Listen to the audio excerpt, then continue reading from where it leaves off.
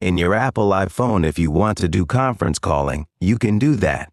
What this conference calling means is that if you want to call more than one person at a single time, you can do that. For example, if 3 persons want to connect in a call, you can do that.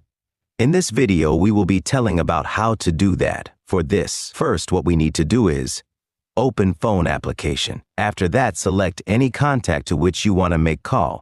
For example, I am selecting this contact. After calling that person, down here you can see Add option. Click on Add. After that, select second contactee. For example, I'm calling this person.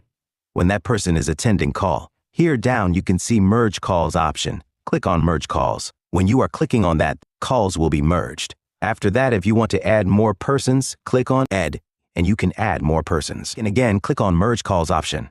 Now here you can see 2 persons are there in this call. Here you can see I button. When you are clicking on that, you can see every contacts in that call. Anyways, after that, when you're disconnecting this call, every call will be disconnected. So this way you can make conference call in your Apple iPhone.